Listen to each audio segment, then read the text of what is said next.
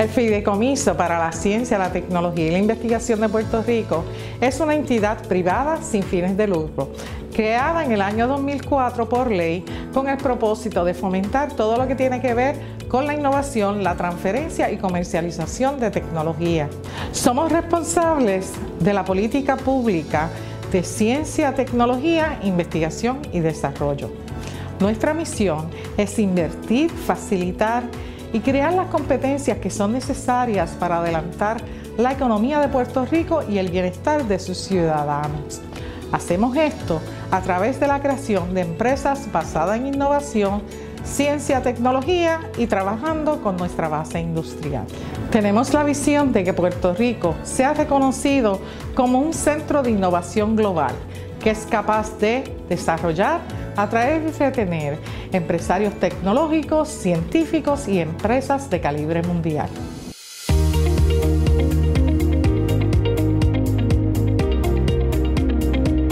El programa de subvenciones del Fideicomiso para Ciencia, Tecnología e Investigación de Puerto Rico es un mecanismo estructurado, sistemático, abierto y competitivo que apoya el desarrollo de proyectos de investigación en las áreas de ciencia y tecnología. Puerto Rico Brain Trust for Tropical Disease Research and Prevention, iniciativa de investigación y desarrollo que une a científicos de trasfondos multidisciplinarios para orientar, formar estrategias, conectar y proveer apoyo técnico y de materia para iniciativas de investigación de enfermedades tropicales. Paralel 18 es una iniciativa de desarrollo económico que busca atraer y promover la creación de emprendimientos de alto impacto que puedan crecer desde Puerto Rico y alcanzar comunidades globales más allá de la isla, incluyendo los Estados Unidos, Latinoamérica y Europa. La misión del programa es expandir los horizontes de los emprendedores puertorriqueños a corto plazo y generar desarrollo económico a largo plazo a través de la creación de emprendimientos exitosos. La Oficina de Transferencia de Tecnología fue diseñada y creada para implementar un enfoque ágil y efectivo para fomentar la comercialización de los descubrimientos e invenciones científicas desarrolladas localmente. Consorcio para Investigaciones Clínicas de Puerto Rico es una organización sin fines de lucro con una red de colaboración de investigadores que tiene como objetivo promover, mejorar y aumentar el impacto de la investigación clínica y el desarrollo en Puerto Rico. Puerto Rico Research and Innovation Meetups, programa que organiza una serie de encuentros en diversas industrias con el objetivo de conectar comunidades, investigadores, emprendedores, inversionistas y empresas para desarrollar una cultura que promueva la investigación, innovación y actividad económica mediante la colaboración. La Unidad de Control de Vectores de Puerto Rico fue establecida para aprovechar la capacidad de Puerto Rico para controlar el mosquito Aedes aegypti, el vector de las enfermedades Zika, chikungunya y dengue en Puerto Rico. Se enfoca en el fortalecimiento de la capacidad para el control de vectores de Puerto Rico, así como en la implementación de vigilancia de vectores, la creación de sistemas de información innovadores, la realización de operaciones de control de vectores y en fomentar la participación comunitaria a través de programas de movilización ciudadana y educación. Colmena 66 es una red local de referido que conecta a emprendedores y comerciantes con los recursos que necesitan para comenzar o crecer sus negocios. Estos recursos son organizaciones sin fines de lucro, instituciones académicas y agencias de gobierno, entre otros, que promueven servicios y apoyo a emprendedores. El Centro para la Biodiversidad Tropical permitirá realizar una serie de esfuerzos encaminados a promover la exploración de la biodiversidad tropical, el desarrollo de colecciones de especímenes biológicos de ambientes tropicales, la conservación de los recursos de la biodiversidad y la comercialización de productos derivados de la biodiversidad. Cultural Heritage Innovation Program busca apoyar a la comunidad que conforma los elementos del patrimonio cultural de Puerto Rico mediante la difusión de conocimiento especializado con expertos en el tema de preservación y técnicas innovadoras para mantener colecciones de legado cultural. Science City, la principal iniciativa relacionada con la infraestructura del fideicomiso, es el Distrito Científico. Se trata de una red de instalaciones de vanguardia en todo Puerto Rico para iniciativas de investigación académicas y empresariales que promueven el conocimiento y la innovación. Su componente principal es la Ciudad de las Ciencias.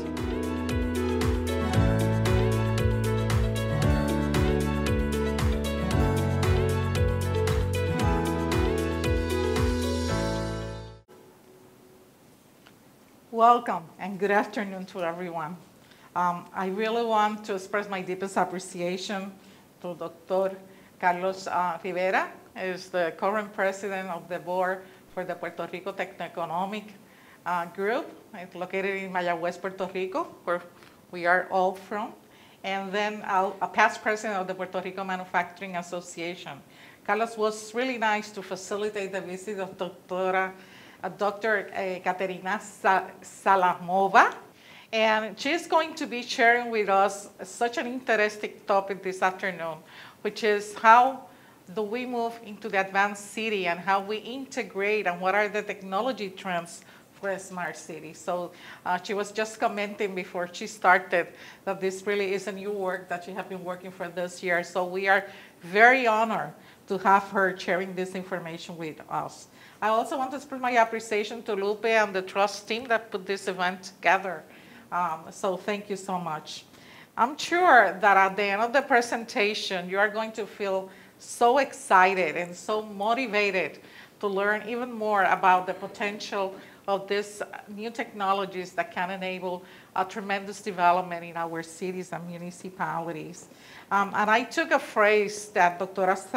Zalamova used in her presentation, is that we are going to be learning how to co-living with technology. So that was really very interesting for me. I would like to really introduce Profesora Katerina Zalamova.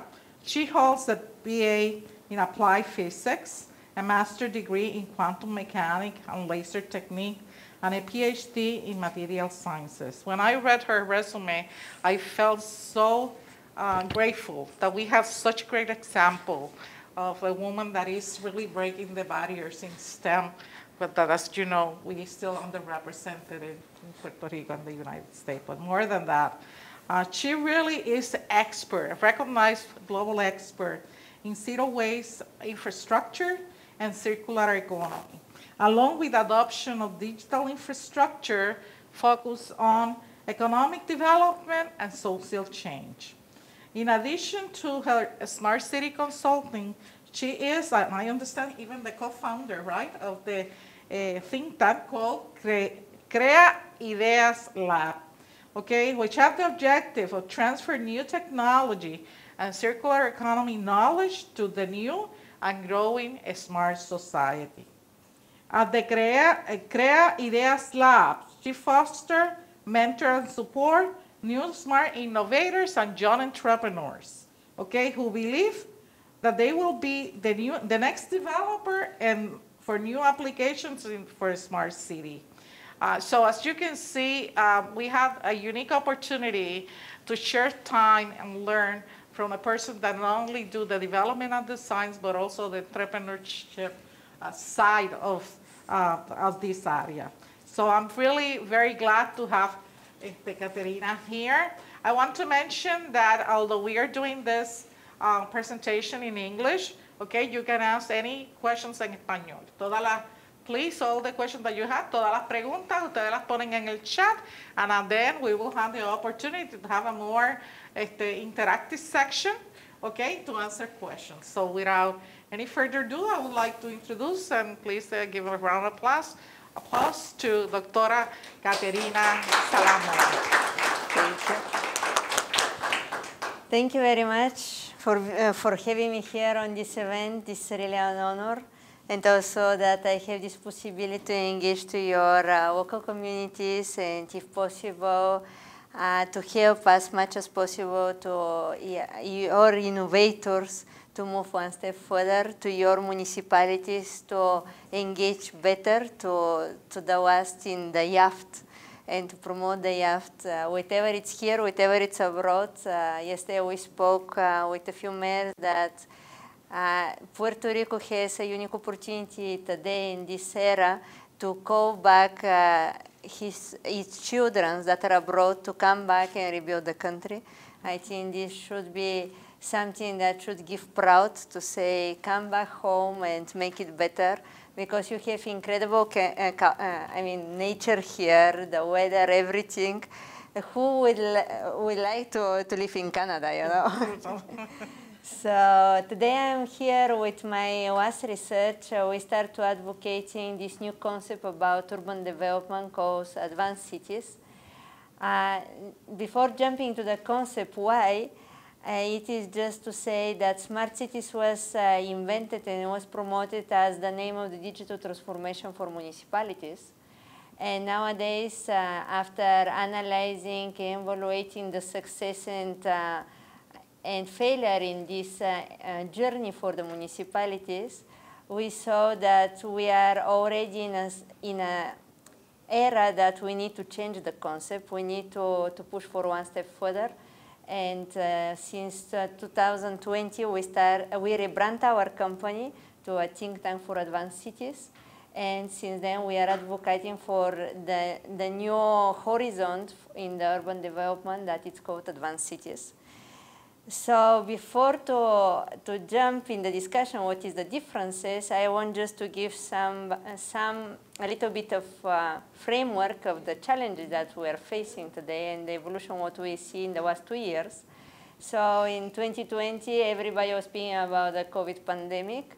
And what's happened there, we experienced something on a global scale very unique for the human history, that we saw for the first time that we can abandon our cities, that we can stay close for a long time as human beings. It wasn't seen before.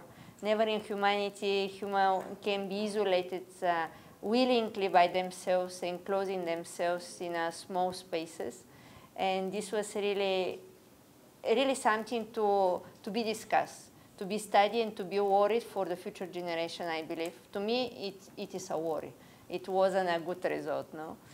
And also, from another perspective, for who escaped their homes and decided to adventure in the closed cities, it was this unique personal experience to see what will happen if the humans tomorrow disappeared.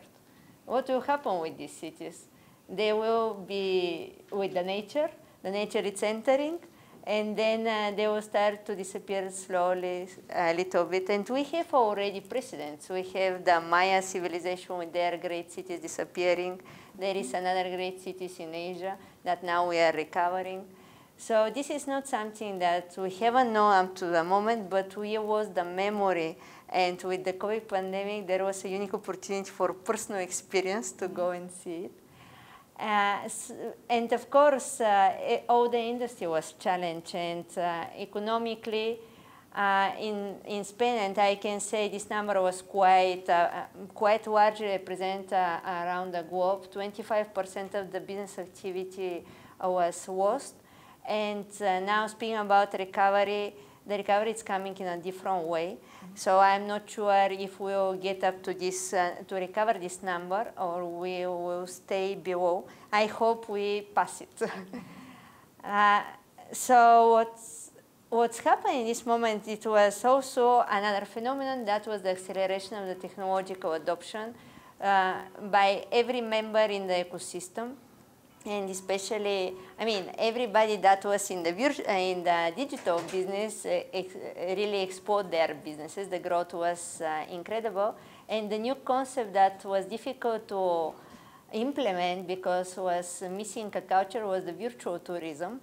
Virtual tours as a 360 visits to natural parks by Google, And another place, museums, by a few museums here in United States, in England, a few museums open doors in the 360 format. It was really a huge improvement in this concept to be accepted by the people, and really boost this new culture that we can have a virtual life and tourism in the virtual space, that it's not video games. And then what's happening in cities is that cities adopted as a norm the digital transformation. They just saw it, they do it very fast, and they saw by themselves in 2020 that they don't have really issue about legislation. This was the excuse before 2020 that all the projects of smart cities was very slowed down, because they were saying that they have a lot of issues to legislate, to adopt between different departments. But with 2020, we saw that it's not really a big issue. It can be solved. And many, many municipalities adopt digital platforms, adopt applications for communications, improve their communications. And the cities really transform and become smart cities on a scale, on numbers. It wasn't anymore just London, Paris, Barcelona. It was small villages. Many, many small villages get it to have a digital register, digital tracking of on different senses, whatever it's for real people, whatever is the COVID passport. And once when you have it by one niche application, you have it for the other application also. You are not deleted your digital platform that you have established. So being a smart city, it's become a norm, and it's not anymore novel. But unfortunately, we're in 22, and we have wars. I put a war, not just the Ukraine, but it's really starting to have a lot of tension globally around the world. And in our business in smart cities, we're really related to politics and to global politics. In my case, 2020 was very strong to my company to internationalize. Nowadays, we are from Sri Lanka to the west coast of Americas, both Chile and United States, as the further point that we are working. And geopolitics is really closing the markets. A lot of projects was stopped because what we see since the break of the war in Ukraine was something that was happening in the COVID, and we were waiting to be recovered. That was the logistics system. The global logistic network was broken with COVID, but now it's much more broken down. It still continues, and it's really a struggle. Then the oil prices rise, everybody knows, and it's struggling nowadays because we need to put pressure on Russia. That's it's still to be discussed. But this oil price, it's not just oil prices. We are in an interconnected economy, and what's happening is many national energy markets break down. And people in one moment, like Sri Lanka, was really pressed down. But the next week, when Sri Lanka break down the energy market, the next week was Nigeria. After Nigeria was Pakistan. And then just this week, I mean, from the weekend up to now, Argentina is in a struggle. And this is bringing that a lot of national economies are collapsing. When the energy markets break, the first thing that it's the public accounts are collapsing. So and unfortunately, there is a study saying that by the end of the year, this is not working well. 120 countries are expected to see their public finance threatened, and maybe they will not succeed to resist, and we'll see 120 countries going to national bankruptcy. That to me is a very, very worrying trend that is happening in this moment around the world. And here is, are the smart cities ready to respond to these new times? In this moment, this geopolitics that we are living, it's not letting any municipality outside, because it's, you have this pressure by the geopolitics to shift from the rational. This means you need to work for energy independence in some way to secure your local sustain. And then there is a huge threat on food security. So food security is very urgent topic to be deal and to be tackled, especially if you are a smart city. This is something that is crucial. And then you need to improve your control over crime and violence. We always were speaking about this topic, but today we have building up since the COVID pandemic, a lot of mental illness and depression in the people. So it's not anymore the crime that we know. There is a lot of cases, and we know already in the United States they have a few cases of this, of breaking down to violence, that it's not inexplicable in any scheme. And then we are speaking nowadays about inflation and recession, and as a smart city, you don't want to see your good work in the last 10, 20 years to fall down because people economically are pushed because of the global times. So in our case, thinking about what should be the next step, this year we come, I mean, this is the resume of how cities respond. So the last in cities is that you get as much as possible to be local, to be by yourself, in an energy sense. So energy independence, it's become really a topic that everybody is looking to resolve with a large portfolio of technologies. The last hit in fashion is the hydrogen. We'll see how this is adopted really on city scale. But then what was really largely adopted after the bicycles, here I put bicycles, was the walking, and creating areas that you have a 15-minute city. This was presented and promoted the last year as the new concept of cities. This means that you have all the services on a 15-minute walk around your house. So you have the medical services, the education services, the shopping, everything walking around your house. So you don't need to pay diesel. And here I see a lot, and this is the American style, everybody with a car. But I think cities can transform very easily to this 15-minute city concept. And it's not so expensive. I believe it's up to desire. No? And then the last was the roofs. Roofs, it's a space that we already showcase, and I really like in Copenhagen, they have a large project. They just built another city on top of their houses that was parks, gardens, and they start to plant there for food security. So it's not novelty from a research perspective from science, but from adoption, I think it was very unique that this traditional way of doing it's becoming a trend, a fashionable trend. And there is a lot of technologies behind that are hidden. Bringing the earth, soil regeneration, biodiversity, recreation, and preserving on the roof, on small spaces, and assuring that you can give food for the people living under these gardens.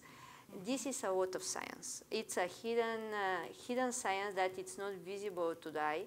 And here you can put all the digital improvement that we have been seeing, because you can have drones, you can have sensors that are remotely controlling or monitoring what is the state of the plants.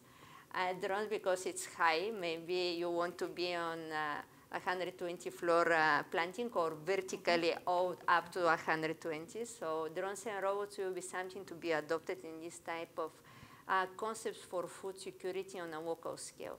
That I mean, we are friends there, 5, 6, 7 families living under the roof that we work together to get our food on the table. The problem is that we need to go to seasons. We will not have all the food all year that it's not growing on our roof, for example. But of course, this is not for large-scale tons and tons of food. No, it should be a new type of culture of diets, you know. So lastly, we come up that the next age of the urban development should be this advanced city, that it's not so much focused on process optimization, but more about process enabling. This means that whatever the process needed to be invented or happen, the structures of the city and the frameworks are prepared, and the process just happens when it's needed. The city doesn't need really to rethink and imagine what will happen tomorrow, because by design, it's enable any type of process when it's needed. And this is different. This is quite different, I believe, by definition, from optimization to enabling. And then, in our opinion, advanced city, it's not so much focused on data recollection, but it's more focused on knowledge creation. And giving with all this as a system, it's like the mobile. The mobile, it's a technology, it's an object that integrates a lot of complex technologies that we don't know anything about them, but it's enabling unique experiences and our recreation there. So this is my dream for ideal cities as a systems from up to down. It's just enabling unique experiences. And I don't need really to fight with the city to be myself. No? So in this case, this data recollection, data processing, all the digitalization, it's with this purpose that whatever it's complex or not, we don't need to care. We just have opportunities to be ourselves and to experiment life. And then the different points to me very, very important is the adoption of change as a part of the system. And up to today, all the designs of cities and smart cities, it's that change is something out there that I need to respond to it. We are suggesting that we adopt change as a part of the system, so we improve the resilience, because whenever it's happening, if it's pandemic, if it's a weather catastrophe, if it's earthquake hazard, it will be adapted easily, because there is a function in the system to adapt to this change without really knowing what is a change, because we can universalize that changes interruption of some of the processes, and then how the system has backup systems to respond to these interruptions. When you take it from this perspective, it gives better understanding and meaning place to how you implement these technologies inside in a system. No? So our studies from around everything in the urban transformation, it's about the city as a system. No? So what are different components, what are different elements, what are their interactions? So in our case, we say change cannot be some external force that it's moving the system further. It should be adopting the system to give this resilience, because we saw that change is so strong sometimes that it's breaking down the system. And the rebuilding is taking too much of a time on a scale as a city or a region. So to us, if we want resilience, we cannot miss it. No? As you say, co-living with technology. We need it. Technology nowadays is not something that it's out there in the university, and I have a few gadgets in my home. Tomorrow, technology will be a living thing in our cities. Machines are coming to be independent by themselves. And we just have a project kicking off this summer in Saudi Arabia with one university to build a district that is called Next City, that is dedicated only to machines. It will be independent robots by themselves living there. And the focus of this project is to study the social interactions between humans and machines. But it's not human controlling machines remotely. They will be totally by themselves. In the beginning, they will be stupid. But we really believe that our electronic childs will grow and become really independent. We really, in advanced cities, we are focused on urban transformation, not so much in digital transformation. This means that maybe you are a small municipality that you want to preserve nature and you don't need any sensor there. You can be advanced city. Maybe not smart city because there is no sensors, but you are advanced because you have a system prepared to continuous transformation to preserve what is your brand as a city. So I should stop here that we can open the conversation and speak about cases, no practical cases.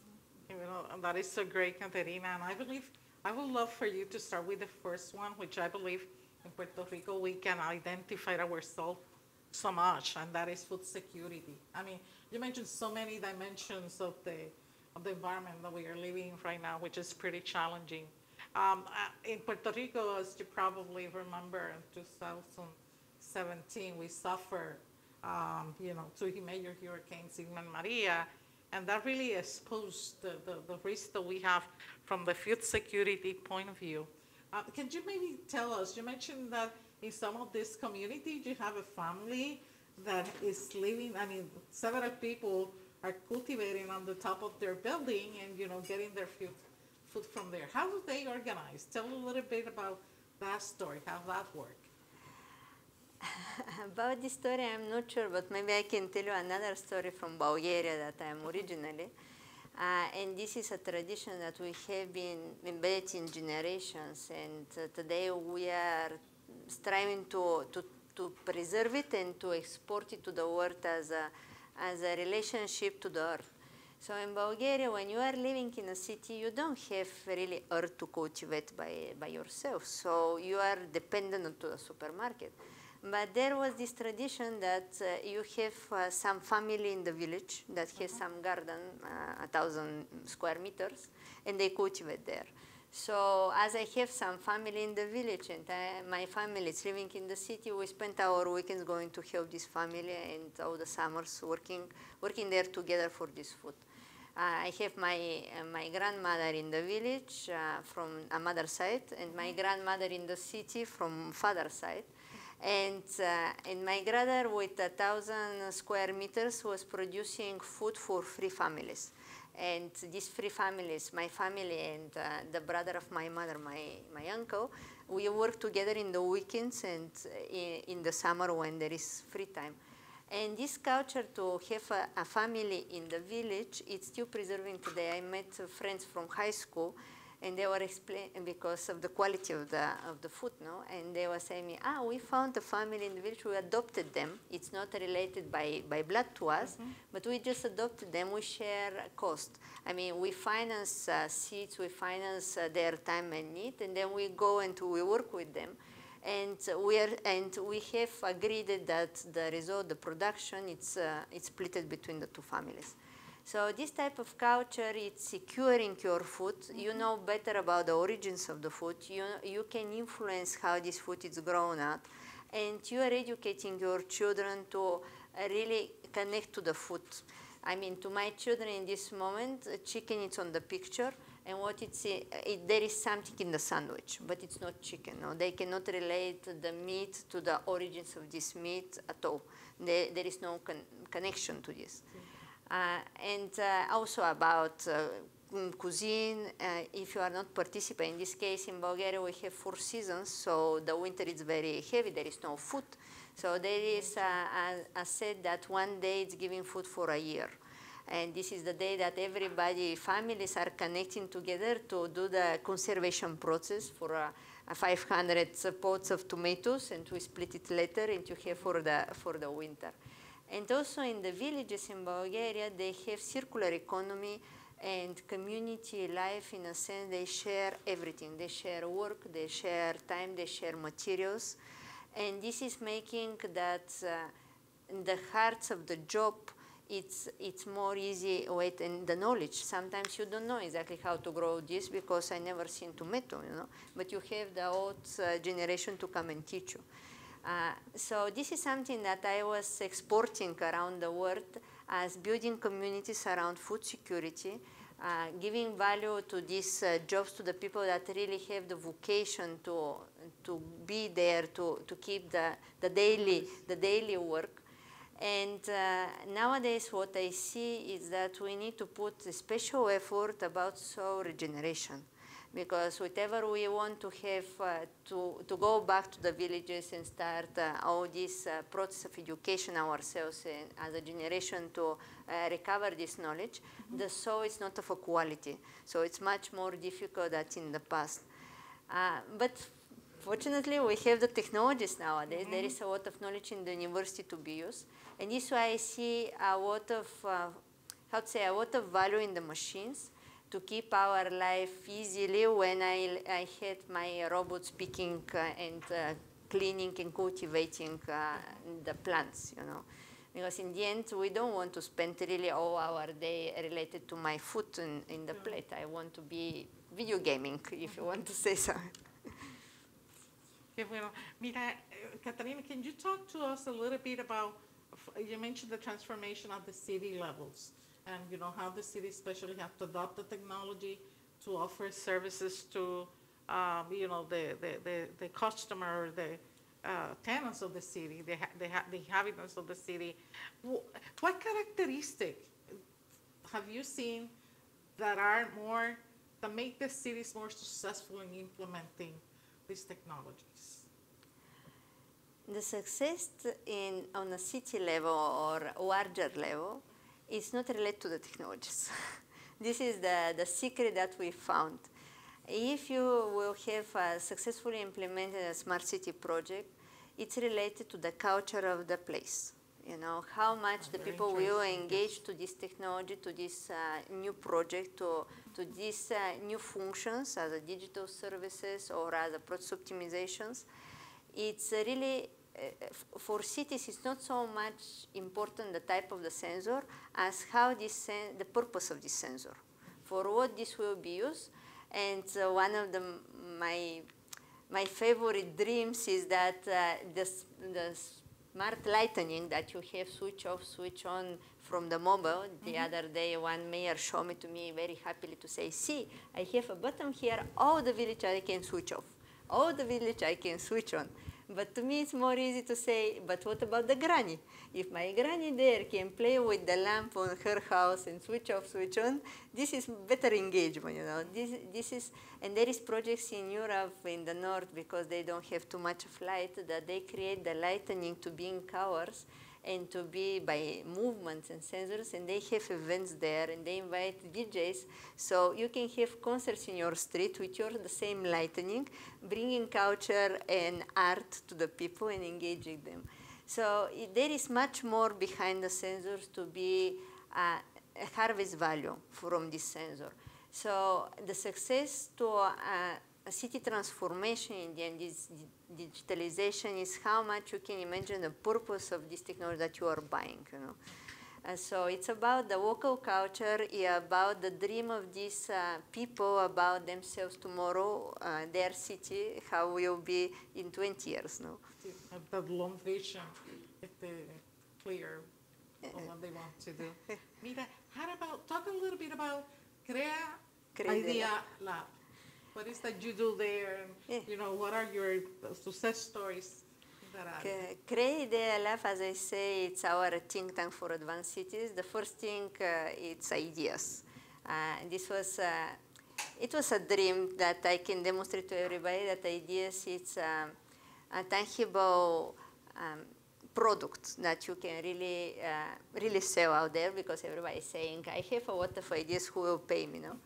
I have the chance to meet a mentor that was doing this type of business, and he told me, first, for this business, you need to have a lot of ideas. And I said, this is something that I have, so I go for this business.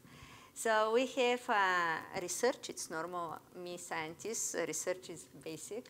And we have the consultancy because it just happened by the moment of our establishment as a company. There wasn't market, so we become market creators in a sense of education of our customer, in this case public administration. So we do consultancy in a sense. We do also consultancy to companies to understand the client. A smart city market is totally different from all other industry that is business to business. It's very slow, and the cycle of sales is very slow. You need to finance yourself. In our case, we were very fast to learn. Our learning curve in this moment, in this market, normally a deal is closed between 2 to 4 years with one client. We can say that we succeed to close a deal in 1 year. And this is a lot of improvement. So nowadays we are one of the small market development companies in this market that successfully can get projects, implemented projects on a large scale. And we are very focused on two main business lines. One is business creation, startups. We have an incubation program, because to us we integrate for a smart city project 4 levels. We have the physical infrastructure, digital infrastructure. We put social infrastructure as a citizen engagement, and we put economical infrastructure as a business creation, local business creation on top of the infrastructure that we are deploying. For example, when you speak about waste, you can deploy all the bins to recollect the waste, to design all the trucks to go to recollect it. You can build the plant that you will recycle this waste. So this will be the physical infrastructure. Then the digital infrastructure, you can create it as an application that everybody can engage to minimize their waste generation because they are awarded a carbon credits. And today carbon credits, it's a financial asset that there is a financial market, so you can monetize your positive impact that you have to minimize your waste. So people engage better. But engaging better, you are creating through this digital layer a community around them that they start to not generate, they start to share their products. So you have the sharing economy also. So you have this social infrastructure of citizen engagement and communities creation and knowledge generation between themselves. But this is a lot of niche markets and opportunities for companies to launch services. So somebody should organize these events for sharing, or should go to recollect specific waste for specific recycling. For example, the oil for fries. So there is companies nowadays that are dedicated only to recycling of this oil, for example. So you have a business cases, niche markets that you can educate startups, the local people, to use this infrastructure later on that you laid it. So we do business creation because, and infrastructure, these two our pros. Because of myself, my ambition was that I wanted to sell on a million scale, and selling companies normally it's from 20 to 100 millions. One company can be sold, you know. And then infrastructures, our projects are going from 20 millions up to 500 millions seed projects. In our case, we are speaking about scale that is 500 kilometers or 10 municipalities. This is our niche market in the smart city market. No? So nowadays, we are advising investors groups interested in this type of investments because there is quite a high risk of implementation. And we are doing for them technological assessment. When they have projects and they're saying, we are going to invest in hydrogen, we are doing for them a technological assessment of the matureness of technology, what of these technologies are available today to the market, and what of them will be developed in the next 10 years. So they decide where they want to put the money in research or in implementation. So more or less a little bit of boring life. Yeah, well, no, very, very exciting, very interesting. Mira, I would like for you to describe for us, when you're looking to a smart city, what are the characteristics that you see, or that that you're sure whatever project you do there are going to be successful? What are those key indicators? You mentioned culture and the design, the vision. Anything else that we should be looking for? Like where to start? You know, just start with the most common problem, No, it's not about, I mean, when we speak about cities, because this is urban transformation, you need to think that first the projects will be implemented, I mean, the fastest that is simple, some digital transformation can be between 1 year and 5 years, but normally when you are in a real transformation, it's 10 years to 20 years. If you are building totally a new city, it's 20 years. So you need to think about your problems today, about something that you are late to resolve. You are already late. You don't have 10 years to resolve it. So to us, the framework normally is not trying to resolve what is happening today, but trying to find a solution that this will never happen tomorrow, working for resilience, you know. So for us, culture is important because you need to have your people engaged to you. But it's not about the culture, it's about the purpose of your work. In our case, our dream with our work to implement the infrastructures is to get proud citizens.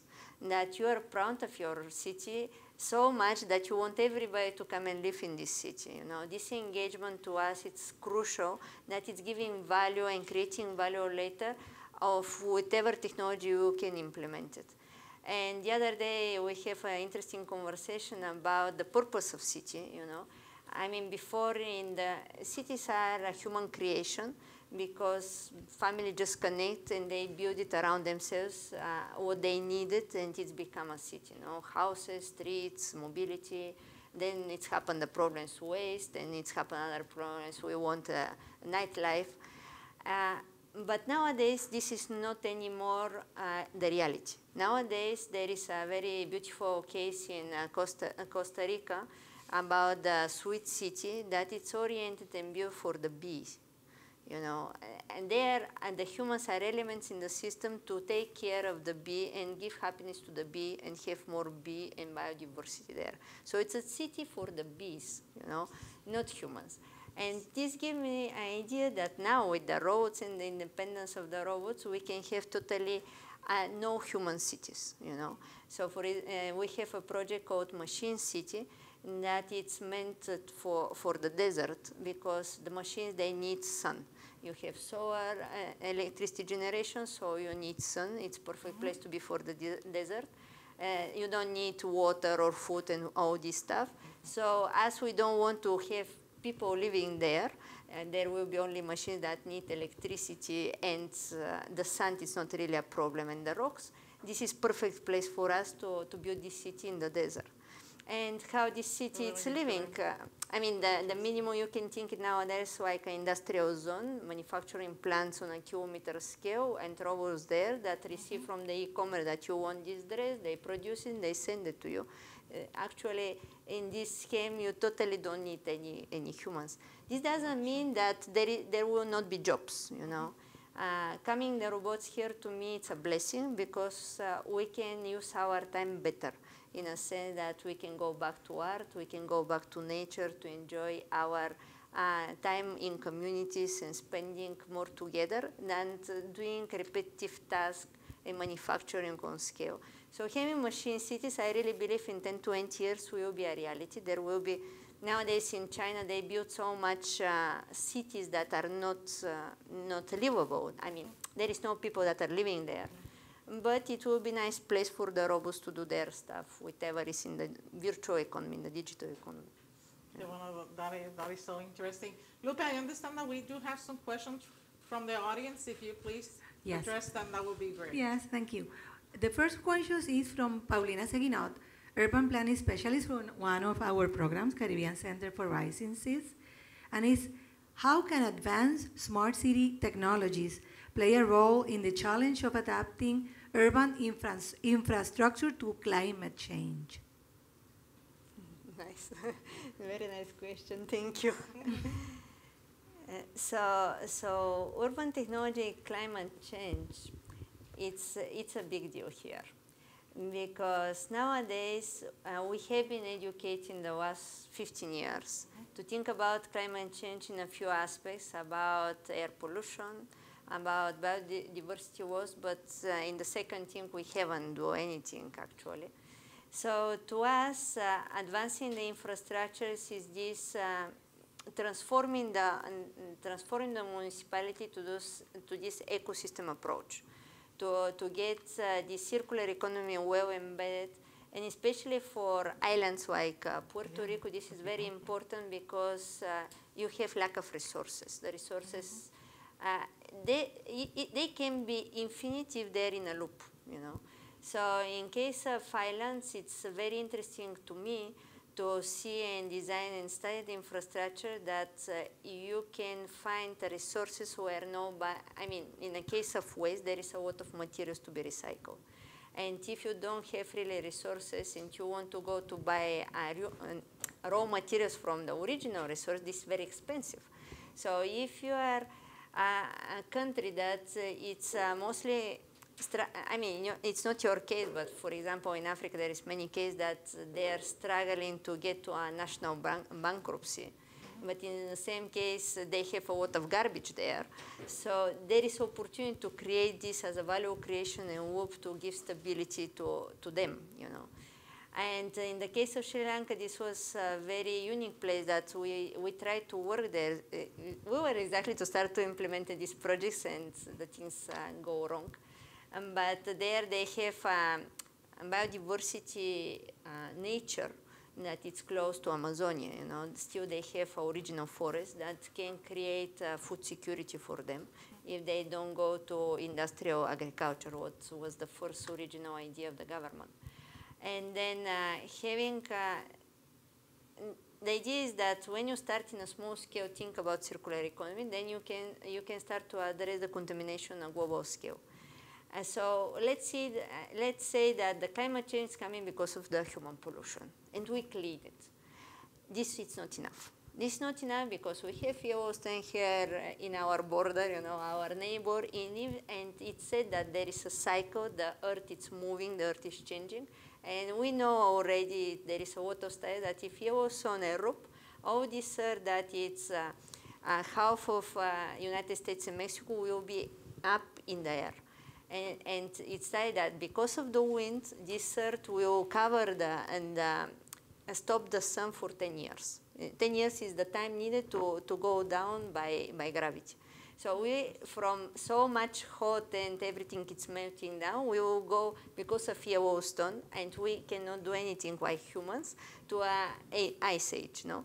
Yeah. So climate change is something that it's really delicate to tackle, because what is the origin for what climate we are living in, it's not really under our control. We can do some stuff, but if really a major event occurs, we cannot do much more. What I am frustrated is that in our university today, there is a lot of knowledge to live in different climate environments, because we have developed a lot of knowledge to living in the space that is very cold. So if these events happen that I explained about Yellowstone, we already have the knowledge and the technologies to survive and stay in the winter for 10 years, having food, having electricity, having everything. But this haven't happened because somebody said that we are going hot, not cool. And we're missing in this point, no? So, and also by a technological point of view today, we can, how to say, be resilient to this case, because we can stop building a magnetic head on top of the region that will suffer, and not letting the wind to spread across all the globe. So we can just sacrifice the region that it's sacrificing by itself. We cannot do anything there, but not sacrificing Africa, China, Brazil, and continuing our life as usual. No? And we have this technology to build this magnetic hut as an infrastructure on the region, protect ourselves. Why will not happen? Because we cannot sit together as a global community, as a global society, and just calmly speak about the things. We're still fighting on a personal level who will get a little bit more money than the other. So this lack of consensus, this lack of culture to just cooperate and collaborate is doing that. We'll see what will be the party tomorrow, you know. In our particular case, I just want to mention, Paulina is working, we have a Center for Rising Sea, which is one of the other challenges that we are going to have as an island here. From the climate change point of view, and how critical is going to be the adaptation for us to enable the land to manage that sea level rise. I have another question. Lupe, go ahead. This question is from Edgar Montañez from QMC Telecom, and is which is the role of wireless and cable telecommunications, including Wi-Fi, towers, and small cells, to enable a transformation towards a smart city? This is good. This one good. These new technologies, telecommunications, are coming because the fibers are a very difficult infrastructure to deploy.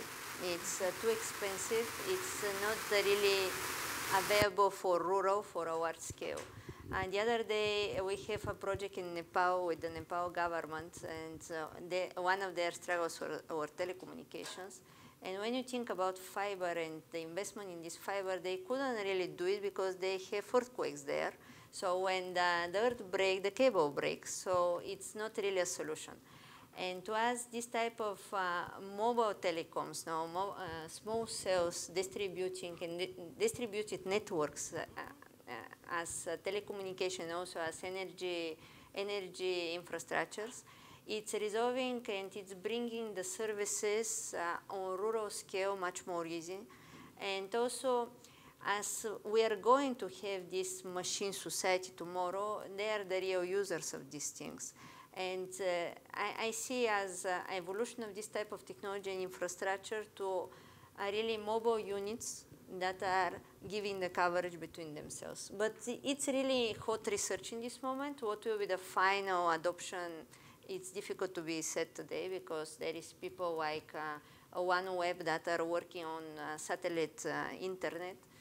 What we note is that cloud, it's not really optimal. It's very expensive. So cloud will be abandoned in the next 10 years, and we will go into edge application. That it means the data consumption, data recollection, transformation, consumption will happen on device, will happen in your mobile, and then everything that it's internet will be only telecommunications, really, but not going somewhere there on a server that I don't know where is. This way it's cloud, somewhere in the sky, and then getting back. This is expensive, and we are going out nowadays as a trend to the edge, to being on the mobile. What is the next question? Yes, the next question is from Richard Roman Crespo, and is how blockchain technology is being used to expand smart cities' functional activities. Blockchain in cities, we have the blockchain city. This is the brand of the Dubai Smart City. They were awarded on the Smart City Expo in Barcelona. The award that these events are given are the most notorious about smart cities because the jury, it's a large international community, and the craving is very high. So in 2018, I think, it was 2018, when Dubai get their award for their smart city project called Blockchain City. And what we learned from this project was that, it was transactional. Blockchain was implemented on a city level, really transactional for the transactions. And in our case, also because we have this research on cities, we use it to understand the value of the blockchain. For cities, it's on a level of minimizing the data and the data storage on the digital platform. If you think nowadays, speaking about metaverse, that everything will go and be in this 3D platform and everything will be seen there and everybody will connect, the businesses, the sensors, the people, you need to build a separate city to yours just for the servers. It's so much data that will be embedded in this system. And this is not sustainable. This is energy, this is space that you need to sacrifice just because you have a digital twin of your city. So we found that because blockchain is a transactional technology, you can minimize bringing this data on the edge on the user. You can use the blockchain just as a transactional communicational layer in the digital platform, so you don't really have a database that you need to build a server and storage for it. So this is how are connected to, by my opinion, We have another question. This is from Dr. Maria Anjoli Ortiz from the Puerto Rico Public Health Trust, another of our programs. You mentioned that culture is key for the success of smart cities. In your experience, what strategies work best to promote or develop the kind of culture that is needed? What culture is needed depends on the purpose, what you want to have as a city tomorrow. So it's very difficult to just creating culture. First, you need to have a purpose to create something, So with culture is the same. In our case, the culture is a key first component of analysis. What type of technologies will be easily adopted by the citizens? Because in our case, our client is mainly the public administration, and what is the value that they are looking for? It's happy citizens. So they will have the next elections, and they want to be elected on the next election. So you need to build this positive public opinion. So in this case, you need first to study the culture to see which technologies there is a positive opinion on them and can be easily adopted and easily you can show your digitalization on a positive light giving value. This is why for us the first component is culture. But then when you have it and you have designed some purpose of the use of these infrastructures is how you create the culture that will adopt the technologies that in this moment you have negative public opinion.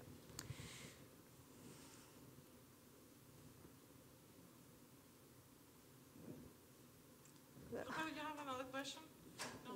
Mira, maybe you mentioned that a very impressive number, about 125, if I remember correctly, countries are going to It's fill 120. bankruptcy. 120. Okay, so given that particular situation, how will they be able to integrate, or how do they do that transformation, to become a smart city? So, in this market, the smart city market, our client is the public administration, and we have been focused to work with small municipalities that normally have struggle with the financial resources. And what I'm trying to educate companies and businesses to understand the role in the ecosystem of the public administration. The public administration in the society ecosystem, it's not really to do the business. They're to facilitate and enable the frameworks where the transformation can happen. So in this case, they really don't need to have financial resources to implement and transform the regions under their jurisdiction, and this is where was this misunderstanding and this break of the smart city market itself, So if you are let's take the case of Sri Lanka in this moment, totally in bankruptcy. If they are clever, they can create their vision of transformation and how this transformation will create this new local economy, and can sell this vision to investors, private or international organizations, to refund their public spending on this vision. What is the problem is that normally these governments, they are not serious to spend the money for what they say.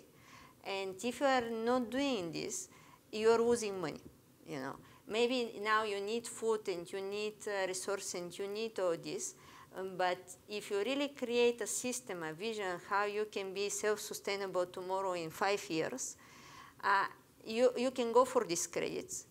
In the construction process, you can finance your immediate needs, but you need to spend and materialize this idea for self-sustainability.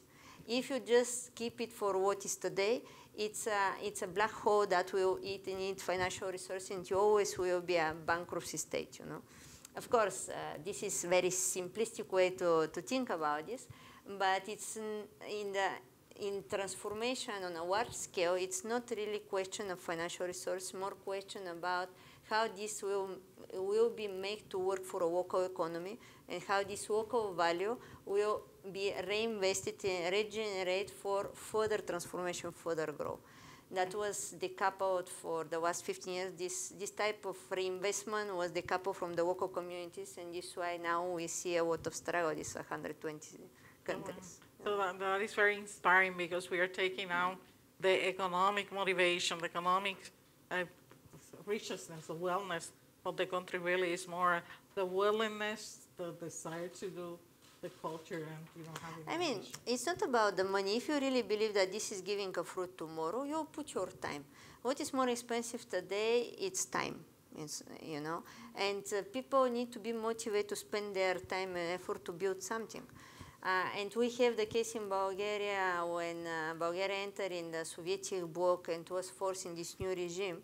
Bulgaria didn't have really transportation infrastructure. But the motivation was so strong that this is something good for the society, for the country, that my grandmother in this time was 70 years old. They go all the village, the young people, to build the roads. And the roads of Bulgaria are built not because of money. They were built because of desire of these people to go and spend their days there working on the land, So I really believe it's not really about question of financial resources, but more about motivation in your generation to stay there, to build for them, and have this security that tomorrow will be a better day. Well, thank you with that closing word. And again, if you have any particular question, please feel free to address it to the trust, and we will be sure that we get it to Katerina and that she can address it, okay? So thank you so much for joining us for this specific event. Again, my appreciation to Carlos, Katerina, and the team here at the Trust. As you know, the Trust is a non-for-profit organization. Our mission is to facilitate to invest and build the capacity that we need to accelerate Puerto Rico's economy and the well-being of the citizens. And we do that with technology, science, research, and working with our industrial base. So thank you so much, and enjoy the rest of the day.